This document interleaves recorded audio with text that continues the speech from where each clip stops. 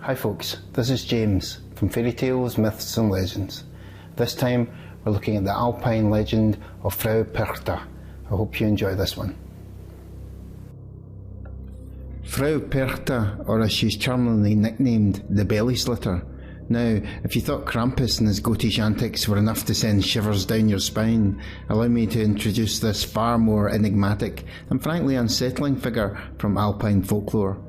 For while Krampus rattles his chains and snarls, Frau Perchta creeps in silently, poised to inspect your spinning and your soup. Oh yes, dear listener, this is a tale of both domestic order and absolute horror. She dwells, as so many legends do, in the frost-blanketed landscapes of Austria and southern Germany, though whispers of her have been heard as far afield as Switzerland, Alsace, Bohemia and Slovenia. Her origins are murky, as if viewed through a misty winter's morning. Some say she was once a goddess, others a spirit, and still others a demon of indeterminate malevolence. Yet all agree she becomes visible during the 12 days of Christmas, from December 25th to January 6th, and woe betide anyone who's neglected their duties when she arrives. The famed folklorists Jacob Grimm and Eugene Mogg have provided much of what we know about Frau Perchta. According to their scholarly efforts, Perchta began her storied existence as a pagan goddess, perhaps even a luminous, benevolent entity. Her name, derived from variations like Bercht or Bertha, means bright, glorious one. Yet time, as it often does, has not been kind. She has diminished from a radiant minor deity into something altogether darker, a spectral hag with bloody tendencies and an obsession with spinning wheels. Grimm himself speculated that Frau Perchta is a southern counterpart to the Norse goddess Frau Holla. Holla may in fact be Perchta under a different guise. This duality extends to Perchta's appearance as well. Like so many spectral women of myth and legend, she has two guises. The first, a stunning young woman draped in flowing white robes, bright and ethereal. The second, a crone of unimaginable ugliness, her face a tapestry of scars, warts and shadowed malice. Here perhaps lies her power, to charm or to horrify, depending on her mood. A particularly peculiar feature of Frau Perchta is her mismatched feet, one human, the other an enlarged goose foot. Strange, certainly, but to Grimm, this bizarre avian appendage signifies her otherworldly status and perhaps her ability to shapeshift into creatures of her choosing. During the 12 days of Christmas, Frau Perchta wanders the countryside. Picture, if you will, a dishevelled old woman leaning heavily on a stick, sometimes pulling a cart, sometimes astride a carriage, her journey marked by ominous intent.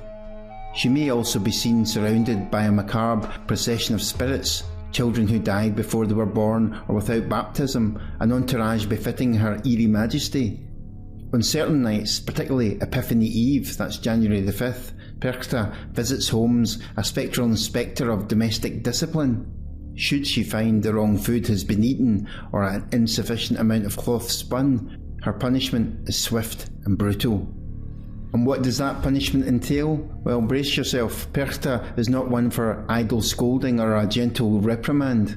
No, she will slit open your belly, pull out your intestines and stomach, and replace them with straw and pebbles. For good measure, she stitches you back up using a ploughshare for a needle and a chain for a thread. The sheer grotesquerie of it all is worthy of any horror novel. On more merciful occasions, Perchta may simply blind her victims by blowing into their eyes, a temporary punishment that lasts a mere year, after which their sight is restored. Such is her generosity. However, lest we paint her solely as a fiend, know this, Frau Perchta is not without her tender mercies. Those who have behaved diligently, spun their allotted cloth and adhered to their responsibilities may receive gifts. A shiny gold or silver coin might be discovered in a shoe or a bucket, evidence of Perchta's rare but significant benevolence. She reserves these rewards primarily for the hard-working, the honest, and curiously, the helpful, for Perchta can be a benefactor when obliged. One legend tells of her asking people for aid in mending her cart. Those who complied were rewarded handsomely, while others who ignored her pleas learned to regret their insolence. The tales of her visits vary wildly. One charming story involves a group of spinners who were ordered by Perchta to fill 12 reels with thread within an hour, a daunting task by any standard. Ever resourceful, the spinners wrapped fibre around the reels to fool her, and when Perchta returned, she left in perplexed silence, apparently satisfied. Another tale tells of a miner who aided her by fashioning a wedge for her wagon. She rewarded him with a few wood chips, which, upon waking the next morning, had transformed into gold coins. It seems even a ghostly taskmistress can be tricked or moved to generosity. Of course, as with all folklore, there are darker warnings. One foolish man, eager to recreate another's lucky encounter, deliberately sought out Perchta on Epiphany Eve. Rather than gold, he earned a hatchet blow to the shoulder for his trouble. Let this be a lesson: you do not summon Perchta, she summons you. The Perchtenlauf, or Perchten Parade, is Frau Perchten's legacy in motion. This festival, ancient as the hills and still celebrated today in Austria's Salzburg region, divides itself into two forms. The Schönperchten are bright, radiant and benevolent figures who bring blessings of luck and fertility to the townsfolk. The Schickperchten, by contrast, are grim and malevolent, clad in terrifying costumes to drive out wicked spirits. The sight of these grotesque figures rampaging through the streets in a flurry of bells, sticks and howls must surely be one of winter's most disconcerting spectacles. And there lies the allure of Frau Perchta, a creature who straddles the line between horror and hope, between punishment and reward, between pagan mystery and Christian morality.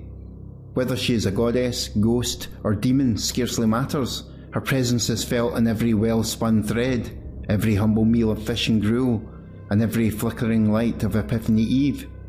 She is the dark balance to festive joy, a whisper of discipline amid the clamour of celebration.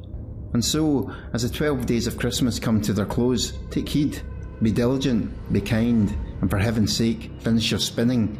Perchta is watching. Have you got something to say about Frau Perchta? Have we missed something important?